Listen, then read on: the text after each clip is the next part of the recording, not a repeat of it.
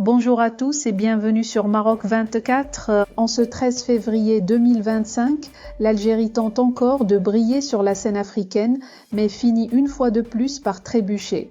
Son ambition d'intégrer le Conseil de paix et de sécurité de l'Union africaine s'est heurtée à une porte close, pas de majorité, pas de siège et surtout pas de considération. Pendant qu'Alger s'agite dans le vide, l'Afrique, elle, tourne la page.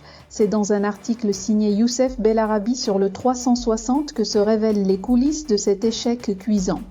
L'Algérie a échoué à accéder au Conseil de paix et de sécurité, CPS, de l'Union africaine. Ayant présenté sa candidature pour reprendre le siège qu'occupe le Maroc depuis 3 ans au sein de cette instance exécutive de l'UA, l'Algérie n'a pas réussi à obtenir la majorité requise. Et pour cause, de nombreux pays n'ont pas apporté leur appui à la candidature algérienne, apprend le 360, et de nouvelles élections seront organisées prochainement, dans un délai de 1 à 2 mois. Ceci, alors que l'Algérie a fortement mobilisé ses ressources diplomatiques pour accéder à ce poste, avant d'essuyer un échec retentissant.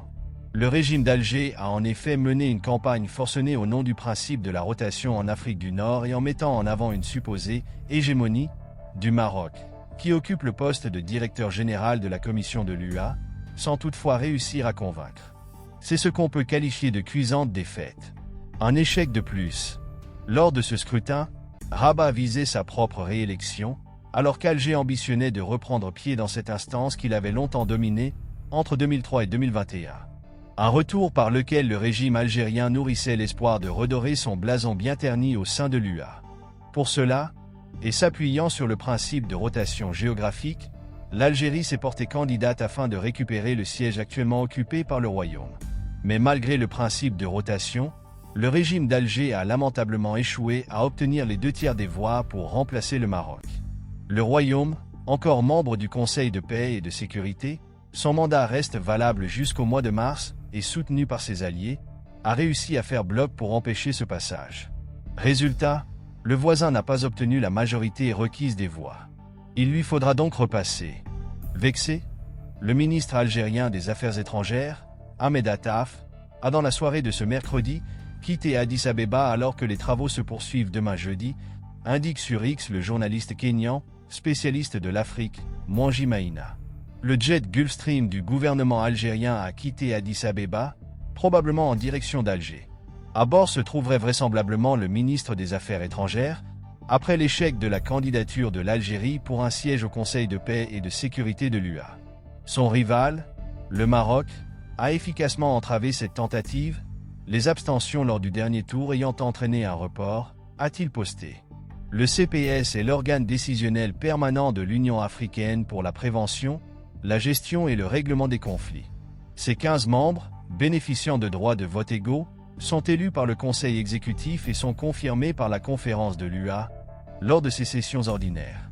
Pour assurer une certaine continuité, 5 membres sont élus pour un mandat de 3 ans et 10 membres pour un mandat de 2 ans. Les membres du CPS sont élus selon les principes de la rotation et de la représentation régionale équitable. Ceci, à raison de 4 sièges pour l'Afrique de l'Ouest, 3 sièges respectifs pour l'Afrique centrale, l'Afrique de l'Est et l'Afrique australe, et 2 sièges pour l'Afrique du Nord. Le CPS est soutenu par la Commission de l'UA, le Système continental d'alerte rapide, le Groupe des Sages, la Force africaine en attente et le Fonds pour la paix. Il travaille également en collaboration avec les communautés économiques régionales, CER, et les mécanismes régionaux, RM, pour la prévention, la gestion et le règlement des conflits, le Conseil de sécurité de l'ONU et d'autres organisations internationales similaires, les organisations de la société civile et autres organes de l'UA, notamment le Parlement panafricain et la Commission africaine des droits de l'homme et des peuples. Rappelons que ces élections ont eu lieu dans le cadre de la 46e session ordinaire du Conseil exécutif de l'UA. La délégation marocaine est conduite par Nasser Bourita, ministre des Affaires étrangères, de la coopération africaine et des Marocains résidant à l'étranger. Cet événement se tient en prélude au sommet ordinaire des chefs d'État, prévu les 15 et 16 février. L'échec d'Alger constitue un revers cinglant pour le régime voisin qui a déployé une débauche d'énergie afin de se frayer de nouveau un chemin vers le CPS. De quoi entériner non seulement la déperdition de la diplomatie algérienne, dont les agitations paraissent de plus en plus vaines, mais aussi l'isolement de l'Algérie, y compris au sein de la famille africaine, alors qu'il y a peu, celle-ci se gargarisait d'en faire sa chasse gardée. Mais ça, c'était avant. Pour rester informé, je vous invite à regarder les vidéos Maroc 24 qui s'affichent sur votre écran.